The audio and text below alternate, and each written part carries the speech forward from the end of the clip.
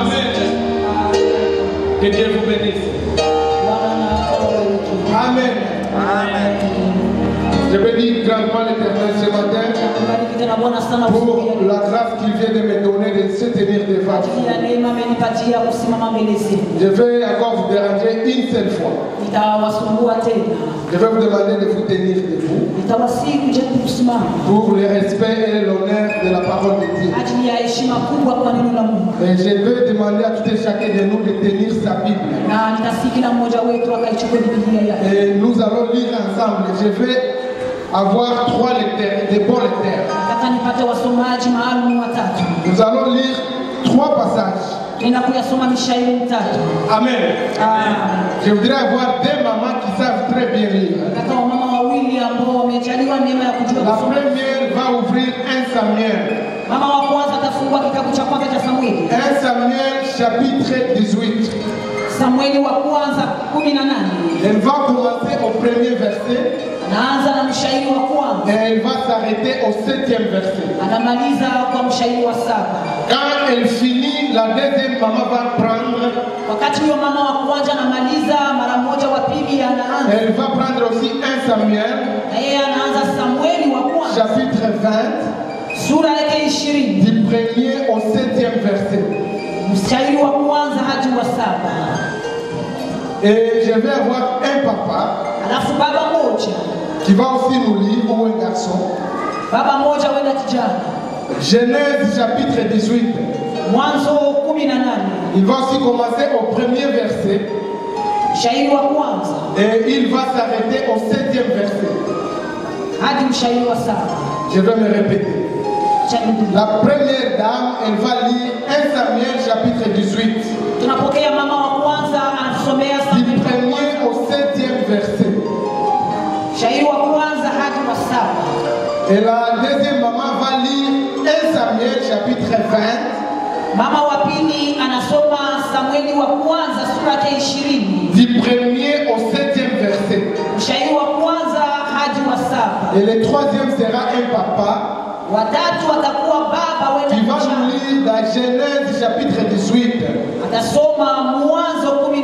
Du 1er au 7e verset. Bienvenue.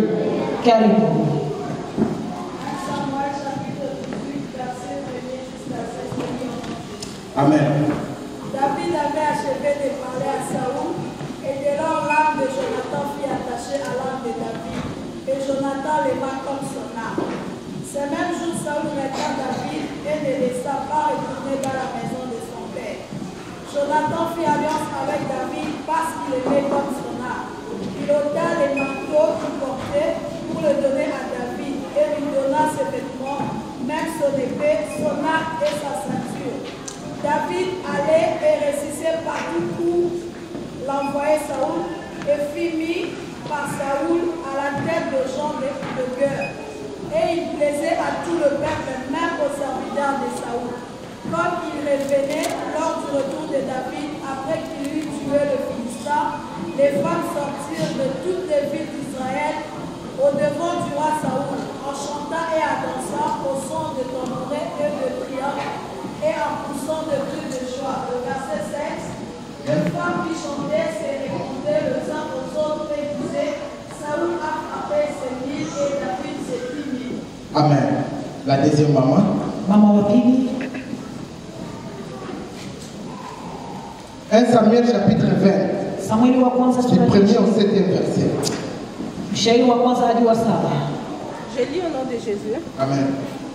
David s'enfuit de Najot, près de Rama. Il alla trouver Jonathan et dit, qu'ai-je fait? Quel est mon crime? Quel est mon péché aux yeux de ton père, pour qu'il en veuille à ma vie? Jonathan lui répondit, loin de là, tu ne mourras point. Mon père ne fait aucune chose, grande ou petite, sans m'en informer. Pourquoi donc mon père me cacherait-il cela? Il n'en est rien. David dit encore, en jurant, ton père sait bien que je trouvais grâce à tes yeux. Il aurait dit, que Jonathan ne le cache pas. Cela lui ferait de la peine. Mais l'Éternel est vivant, et ton âme est vivante. Il n'y a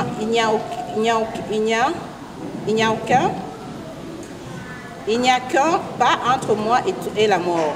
Jonathan dit à David, je ferai pour toi ce que tu voudras. Et David lui répondit, voici c'est demain la nouvelle lune, et je devrais m'asseoir avec le roi. Pour manger, laisse-moi aller, et je me cacherai dans le champ jusqu'au soir du 3e jour. Si un père remarque mon absence, tu diras, David m'a prié de lui laisser faire une course à Bethléem, sa ville, parce qu'il y a pour toute la famille un sacrifice annuel. Et s'il dit, c'est bien ton serviteur, alors n'a rien à craindre, mais si la colère s'empare de lui, sache que le mal est résolu de sa part. Amen.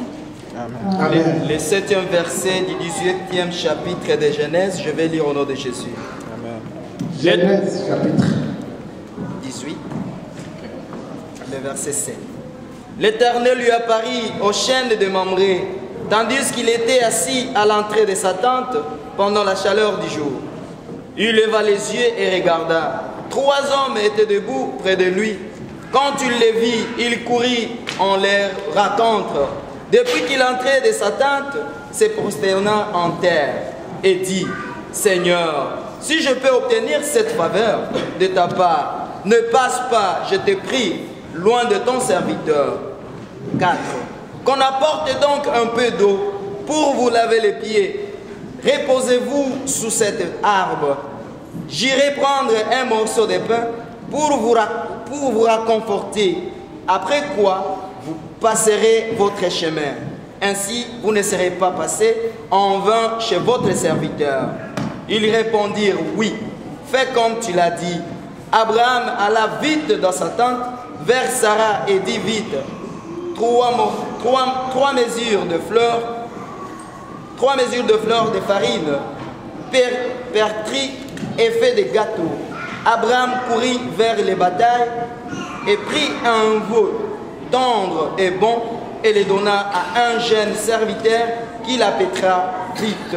Amen. Amen. Merci beaucoup, vous pouvez vous asseoir. Amen. Ça c'est la parole de Dieu. Un jour j'étais là où je travaille et je voulais accéder à la connexion internet sur mon portable. Je voulais avoir des informations. Parce que d'habitude, si j'ai besoin des informations, surtout les informations de chez nous, ce qui se passe chez nous, il y a un journaliste au Congo qui met toutes les informations, toutes les minutes, sur sa page Facebook. Et moi, toutes les minutes, si j'ai besoin de ces informations-là, j'ouvre juste la page Facebook de cet ami-là et j'ai toutes les informations qui se sont passées dans les dernières minutes. Et un jour, quand j'ai voulu accéder à l'Internet, il y a un message que j'ai ici sur mon portable. Es-tu connecté? Amen. Amen. Es-tu connecté? J'ai voulu réessayer encore. Le message me revient encore. Es-tu connecté? Et finalement, je me suis retrouvé que oui, je ne suis pas connecté. C'est parce que je voudrais parler de la connexion. Je voudrais parler de la connexion. J'ai manqué les propres mots en swahili. C'est pourquoi je prêche aujourd'hui en français. Amen. Amen. Tu peux demander à celui qui est à tes côtés, es-tu connecté? Il faut que tu sois d'abord connecté avant d'accéder aux informations. Il y a des gens qui veulent avoir des informations pendant qu'ils ne sont pas connectés. Il y a des gens qui veulent prier et avoir la réponse pendant qu'ils ne sont pas connectés. Il y a des gens qui arrivent à l'église et ils ne sont pas changés.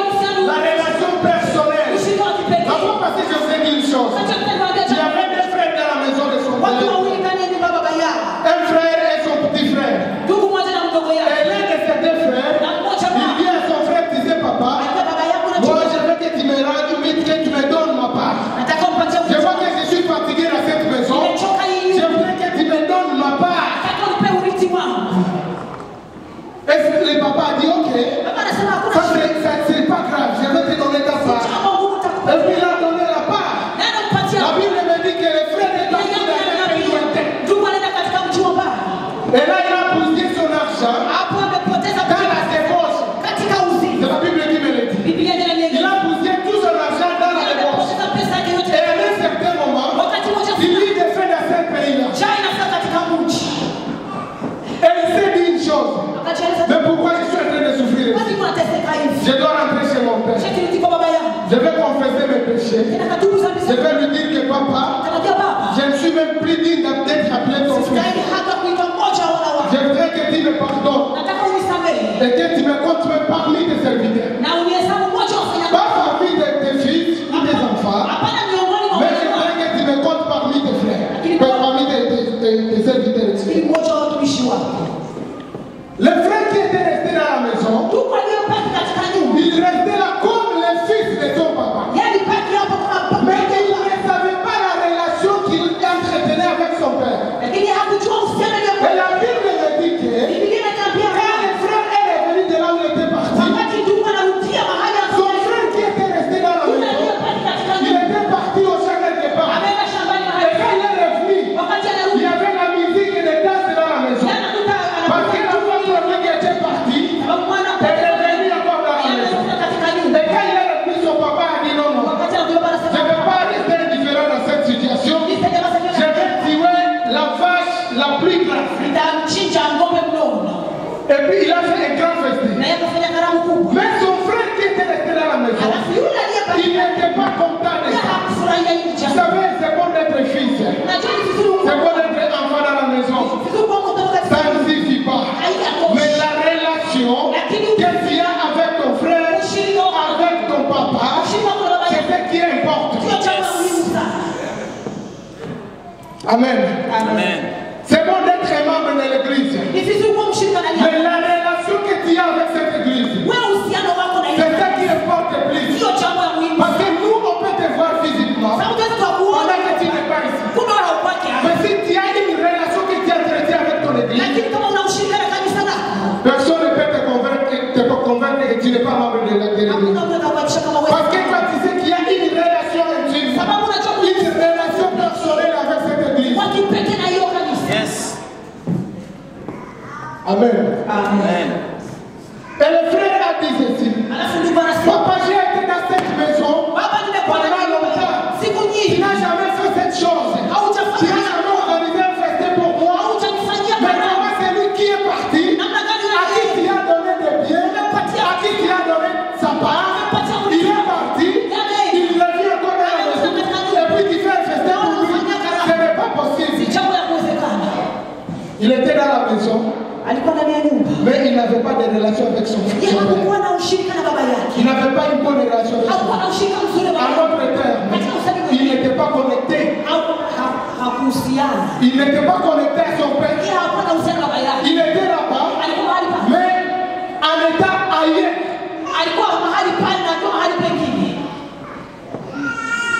Ce qui lui a préoccupé, c'est la fête. Il n'a pas vu que il a l'identité même de son père. Il n'a pas vu qu'il est le fils de son père. Et il a dit non, regarde, ton fils est revenu. Et lui, il s'est oublié qu'il est aussi fils de son père. Il a besoin d'être connecté. Avant de faire autre chose, sois d'abord connecté. J'ai aussi parlé de Marie et de Marthe. Jésus-Christ visite la maison de Marie et de Marthe. Et Marthe se retrouve dans la cuisine en train de préparer des nourritures. C'était aussi bon de préparer cette nourriture. Et Marie était sous les pieds de Jésus-Christ, en train d'entendre ce que le roi de ciel réserve. Amen. Et puis, Marthe commence à faire la matin. Il commence à demander à Jésus, est-ce que tu peux envoyer ma sœur pour venir à la cuisine, pour m'aider, pour que la nourriture soit prête le plus rapidement possible? Et Jésus lui a répondu, Marie a choisi la bonne part. Marie a choisi d'être connectée d'abord avec Jésus. Es-tu connecté? Que Dieu nous pardonne. Nous voulons faire de grandes choses pendant qu'il y a des petites choses à faire d'abord. Sois d'abord connecté, et puis tu vas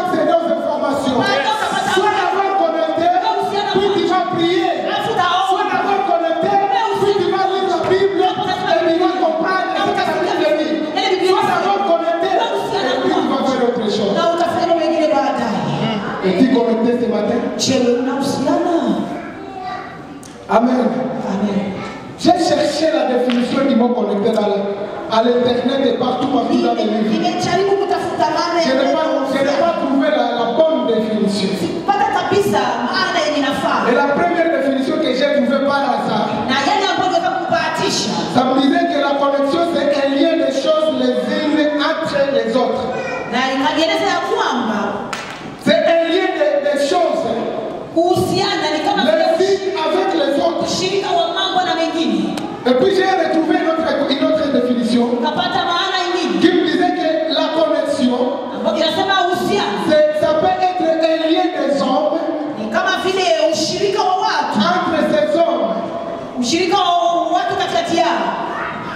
Et je n'étais pas vraiment satisfait avec cette définition. Je suis rentré dans l'internet.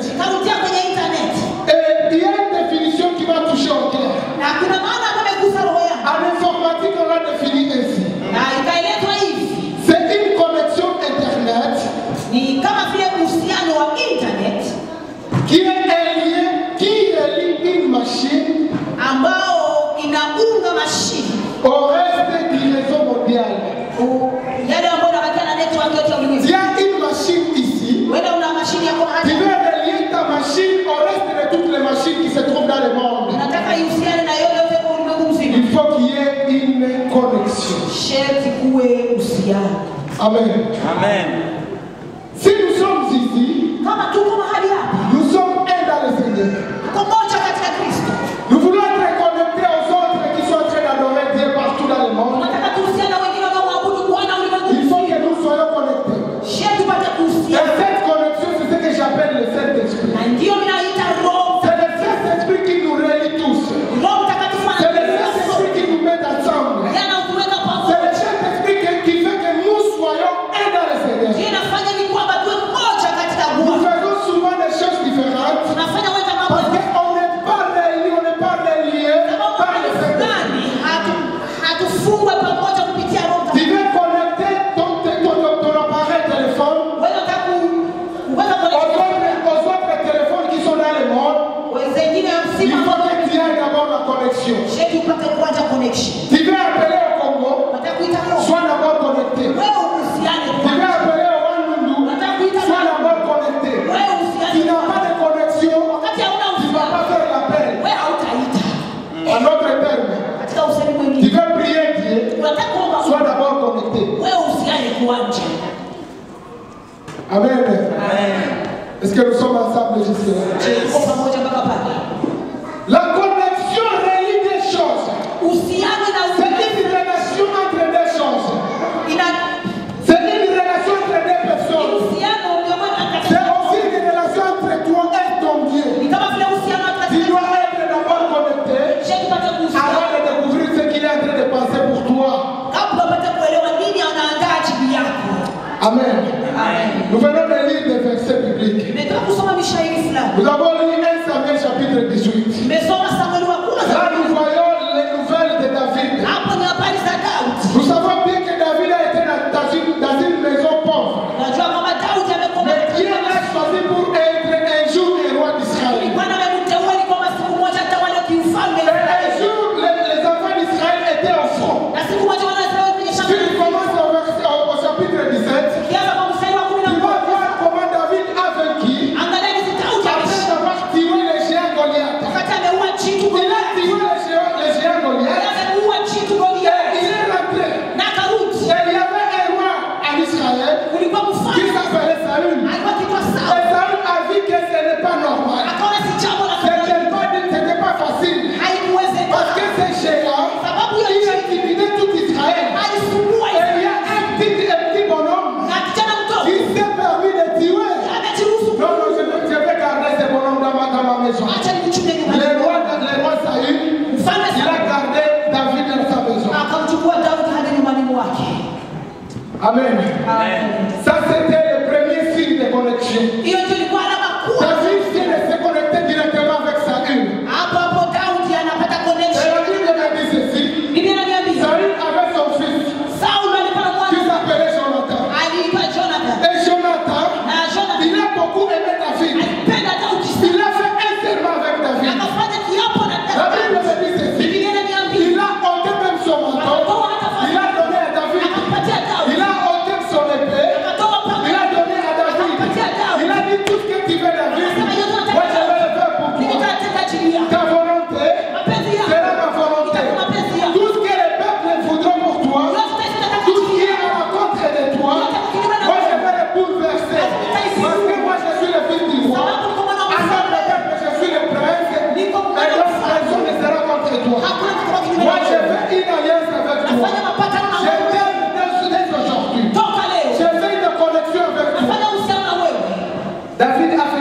connexion avec son Daudi anafanya uhusiano il est resté dans la maison de anabakia ndani ya nyumba ya Sauli. Et là, il a continué avec ses combats. Hapo ameendelea na La Bible me dit qu'il a eu des victoires, des victoires, des Biblia victoires. inaambia alipata ushindi juu ya ushindi. Et maintenant, Alafu sasa Saül a eu maintenant des colères contre David. Sauli anapata ukasirani. Il n'était pas content avec David. Yeye hakufurahia Parce que David commençait à emporter la gloire. sababu anaweza La kupata victoire et l'honneur de tout le peuple israélien. utukufu wa taifa yote na zanga juu yake. Amen. Amen. Mais il a déjà fait une connexion avec lui d'abord. Alikuwa amefanya uhusiano wa Et la fulani. Bible me dit ceci. Biblia inaniambia tena Quand Jonathan s'est rallié à David, wakati Jonathan anafanya nazira kushikamana na Daudi, comme Saül avait aimé David, kama vile il Sauli a dit non, je ne vais pas m'arrêter à ce point. anasema sasa Je nania vais aussi te donner ma fille. nitakupatia kama Tu vas msichana, épouser ma fille. nitakuoa msichana wangu. Donc la connexion continue avec quoi? Connection, La continuation de la connexion.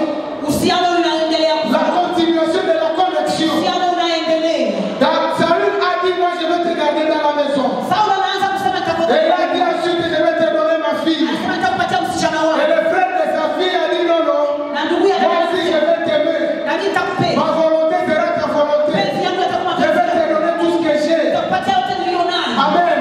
Amen. Ça c'est la connexion. Hiyo ndio uhusiano. Et à partir de cette connexion que David a eu dans cette maison, Toka hiyo uhusiano Daudi amepata katika il yeye, est devenu roi d'Israël. yeye amefika kuwa mfalme wa Israeli. Amen. Amen. Nous venons de lire notre passage. Nikamsoma mshairi mwingine, Il y a Abraham avec son épouse. Abrahamu na mke wake, Ils n'ont pas d'enfant. hao wana mtoto Et ils se lamentent jour et nuit. na Ils wanababaika, se disent comment on aura un enfant. je nitampata mtoto na Et sa femme un jour a dit ceci. mke wake. Siku moja Tu vas anasema prendre même notre serviteur, notre servante dans la maison. hata mjakazi wetu nyumbani, Je n'ai pas vraiment besoin de la combattre. sina Parce haja, que nous, on a besoin d'une seule chose. tunataka kitu Nous moja, avons besoin d'un enfant dans la maison. tunahitaji mtoto Je nyumbani te permets de prendre la na servante. kuruhusu hata kwenda na mjakazi wako. Mais un jour, la Bible me dit ceci. Biblia inaniambia siku moja Abraham s'est retrouvé devant sa tente. Abrahamu anatoka mbele ya nyumba lake, Et il a vu trois hommes qui apparaissent. akaona watu watatu wanajitokeza. Ces trois hommes étaient des anges. Wao walikuwa ni malaika. Quand la Bible dit des anges du Seigneur, Wakati Biblia inasema malaika wa c'est le Bwana Seigneur ni lui-même. Bwana yeye mwenyewe. Amen.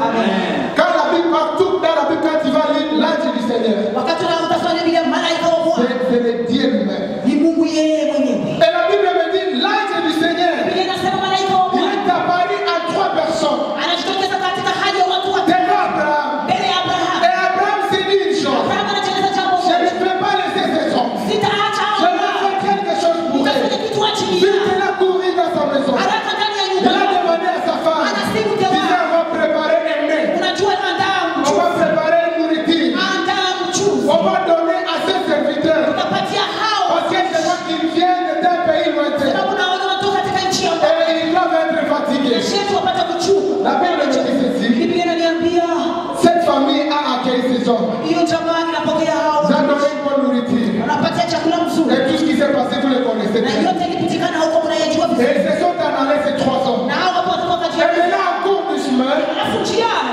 ces hommes, ils ont dit quelque chose. wanasema kitu Ils disent moja, non, non, nous n'avons pas vu un enfant dans cette maison. unamwona katika nyumba Ils ont demandé à la famille, wakasija, est-ce que vous avez un enfant dans cette je maison? kuna mtoto Ils na ont dit non, nous n'avons pas d'enfant dans cette maison. hapana, tuna Ils disent ok, l'autre jour quand nous reviendrons dans cette maison, wakati ndio mtoto l'année prochaine, la même date, le même jour, mwaka à la même heure, nous voulons voir un enfant dans cette maison. utakuta mtoto ndani ya hii nyumba. Abraham a cherché à être connecté d'abord. Abrahamu atafuta Avant de retrouver la victoire ili kwamba apate dans les combats de la recherche de l'enfant. katika vita kutafutiwa na utafutwa mtoto. Il faudrait pour lui de faire quelque chose. Ilihitajika apate Il kufanya a d'abord accueilli cette famille. anaanza kupokea Il a conversé avec cette famille. anaongea na hao watu, Et il a eu la bénédiction. baada anapata baraka. Dès qu'il n'était pas d'accord, il doutait de cette nouvelle. Na wacha alipanga na Mais sherehe ils ont dit, réellement, nous on va passer dans cette maison l'année prochaine. kuhakikishia mwaka Il y ijayo aura un fils dans cette maison. itakuwa mwana mume katika Et nyumba votre plaie sera quoi essuyée. na kilio chenu kitanyamaza. Amen. Amen. La Bible me dit ceci. Biblia inaniambia Ils ne se sont pas arrêtés à ce niveau. wao Abraham accompagnait encore cette famille, ces trois personnes. Abrahamu anawasindikiza hao ndugu watatu, Et il a découvert une autre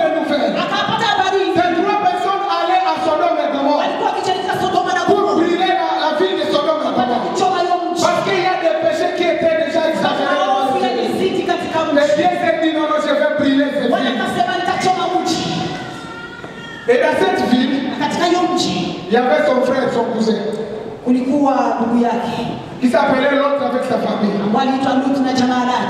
Et quand ces trois gens ils s'en allaient, il y a maintenant ces gens qui disent, non, vous savez Abraham, bon, tel que nous sommes arrêtés chez toi là, mais nous allons à Sodome et Gomorrhe. Et là, on va faire un grand feu. Parce que ces enfants de Sodome et Gomorrhe,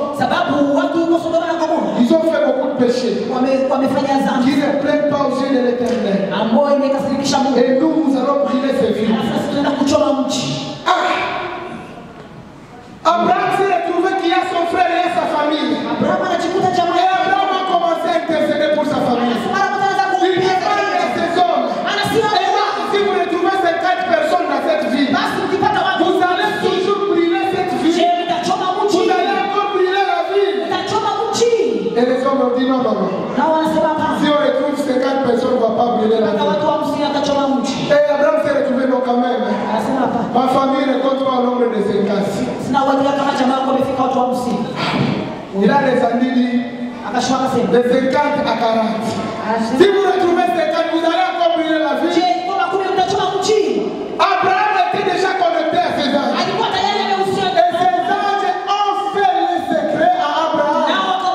Sinon, on ne va pas brûler la ville. Jusqu'à ce qu'Abraham s'est retrouvé, donne le nombre exact de sa famille. Pourquoi? Parce qu'il était déjà connecté à ses anges. Tu veux être épargné d'un danger. Sois d'abord connecté. Amen. Sois d'abord connecté. Si tu n'es pas connecté, tu vas tomber dans les pièges. Si tu n'es pas connecté, tu ne vas pas réussir. Si tu n'es pas connecté, tu vas même mourir.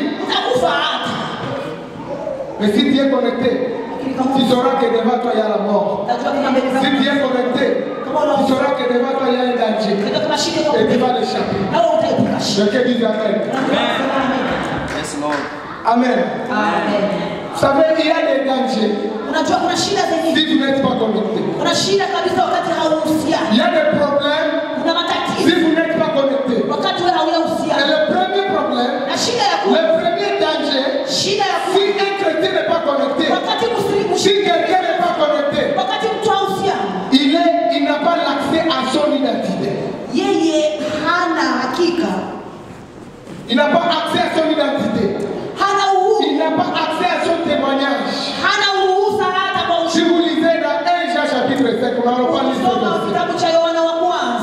Ça nous dit ceci, que l'Esprit ou le Saint-Esprit nous témoigne.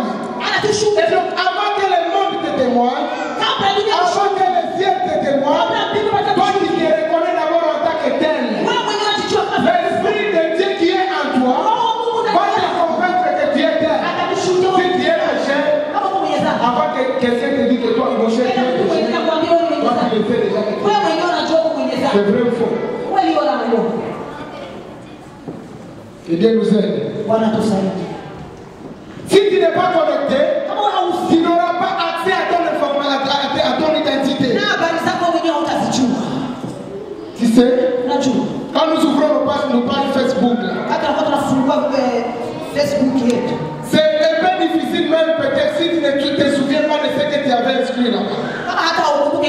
Si tu n'as pas la connexion de Facebook, c'est très difficile de savoir où tu te retrouves. Oh, j'avais inscrit que j'ai 18 ans sur Facebook. C'est difficile à te connecter à ton identité. Que Dieu nous aide. C'est ton identité à toi. Tu as besoin de connaître ton identité. Tu as besoin de te connaître Dieu qui est devant ton Dieu. Amen. Tu as besoin même de connaître ton témoignage. Avant que tu demandes aux gens c'est quoi les gens disent contre moi ou pour moi. Toi tu as une partie de ces informations là. Tu dois être connecté à ton identité. Amen. Le deuxième danger, qui est limité.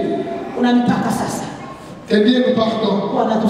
Tu es limité à tes informations. Tu es limité à ton identité. Tu as des limites à l'accès même. Tu veux accéder aux informations qui sera limité. Ça va si tu es même limité dans la lecture de la Bible.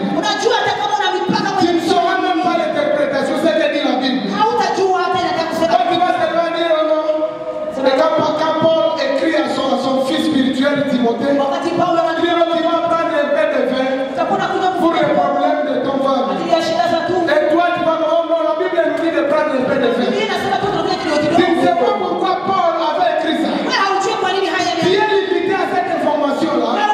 Et d'ailleurs on va te retrouver dans les caniveaux, tu es ivre. Parce que tu t'appuies avec une information qui est limitée dans la Bible. Que Dieu nous pardonne. Si tu n'es pas connecté, tu n'auras pas accès à toute l'information. Tu es limité dans tout ce que tu es en train de faire. Que Dieu nous pardonne. Tu as besoin d'être connecté pour avoir à l'entièreté ou à l'entièreté de l'information, à la totalité de tout ce que tu as besoin. Amen. Si tu es connecté, tu n'auras pas de limite. Le troisième danger, tu peux être sous-informé. Tu es sous-informé de ce qui se passe dans le monde. Pendant que tu as besoin d'être informé. Vous savez, il y a des gens qui ne sont pas informés, même ici. Si j'ai dit l'information, j'ai dit même les informations à la maison, tout ce qui se passe dans la ville, dans notre pays, dans le monde. Même si tu es chrétien, il y a besoin de savoir ou de connaître ce qui se passe dans la ville. Vous savez, il y a des gens ici qui ne connaissent pas même le nom du premier ministre de ce pays. Ils ne sont pas informés. Ils ne connaissent pas le nom du président de leur pays. Pour eux, la télévision à la maison, c'est juste comme un embellissement. S'ils ne mettent pas de chansons, de Rose Moano et consorts, non, il va mettre des films et des dragons, c'est pas des... Mais jamais il ne peut pas mettre un RDI pour l'information. Jamais un jour on était à Goma. Et il y a la guerre qui est entrée dans la ville. Et nous, on priait quelque part. Et quand on est sorti de la chambre, il y a un frère, je ne sais pas si le frère Luanda peut se souvenir de ça. Il y a un frère qui a eu des éclats de balles. Parce que dans la ville, il y avait déjà la guerre. Et nous, on ne savait pas. On s'était enfermés là-bas en train de prier, Seigneur, aide-nous.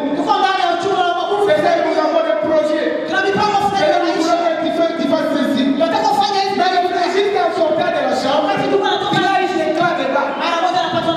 On était sous-informés qu'il y a des crépitements de balles. Il y a le fait d'être informé. Peut-être que c'est demain les tremblements ici au Canada. Et peut-être que demain, vous savez, demain c'est compté.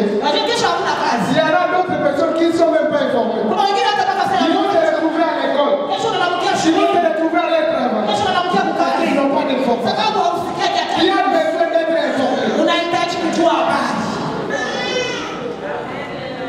Amen.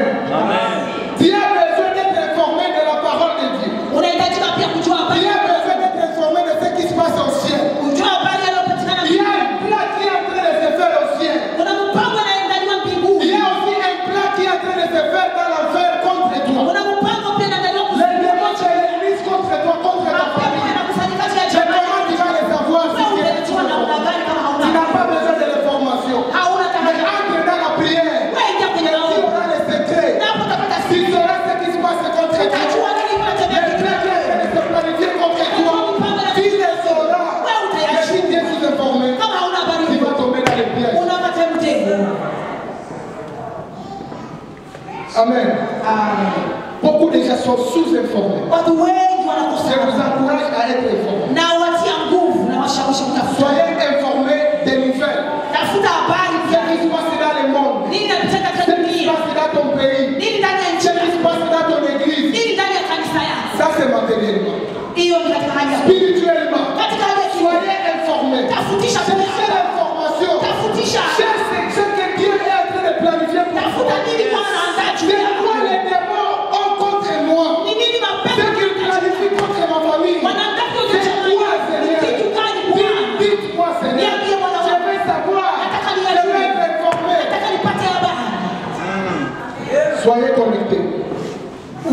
Et vous serez informés. Amen. Amen. Il y a quelqu'un qui a été informé.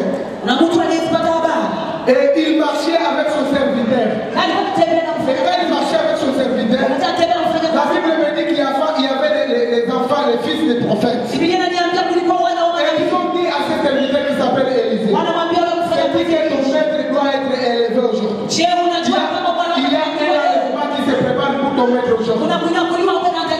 C'est là. Et la Bible me dit ceci. Il a dit à ses enfants, taisez-vous, je le sais. Amen. Il était informé. Il marchait avec son maître. Sachant qu'il doit être élevé. Mais toi, tu es ici. Tu ne sais pas ce qui va se passer demain. L'église a un plan. Et toi, tu es sous-informé. Pourquoi? Parce que tu ne cherches pas cette information. Cherche l'information. Et tu seras sauvé. Amen. David a été sauvé de la main de Saül parce qu'il était déjà connecté. Il était informé. Il y a le premier attentat que Saül a fait contre David. Il était déjà connecté à sa fille. Il était déjà marié à la fille de Saül. Et la fille de Saül connaissait déjà les mauvais plans que Saül planifiait contre David. Et il a fait échapper. Parce qu'il était déjà connecté. Amen. David a encore échappé la deuxième fois. David a voulu être tué par Saül. Et il y a le fils de Saül, Jonathan. Il y a un plan, un mauvais plan qui a été fait. Et il a échappé encore de ça. Parce qu'il était connecté à Jonathan. Et Dieu nous aide. Il y a la famille d'Abraham. Lot avec sa famille. Qui a été épargné du feu qui a brûlé Sodome et Gomorrhe. Parce qu'il y avait Abraham qui était déjà informé. Abraham était déjà connecté. Et sa famille a été épargnée. Tu veux que ta famille soit épargnée. Il faut que tu te connectes d'abord. Amen. Si tu es connecté, tu seras béni. Tu seras béni ici. Tu seras béni là-bas. Tu seras béni quand tu entres. Tu seras béni quand tu sors. Ça, c'est la Bible. Vous savez, il y a ce que moi j'appelle la connexion divine. Vous savez, ici sur la terre, alors je vais dire ceci. Dieu ne descendra plus avec la main pour bénir les enfants, pour bénir son peuple. Dieu va te bénir à travers celui qui est à tes côtés. Il va amener près de toi une connexion divine. Et à partir de cette connexion-là, tu vas être béni. La connexion divine, la bénédiction de Dieu. Tu veux être béni par Dieu, soit d'abord connecté à Dieu, soit encore être connecté à qui? À ton prochain. Il y a des gens qui se débarrassent déjà. Non, moi je ne veux pas être comme celui-là. Non, il est très populaire aux gens. Non, il veut toujours se rassembler avec des gens. Non, il veut toujours accueillir des gens chez lui.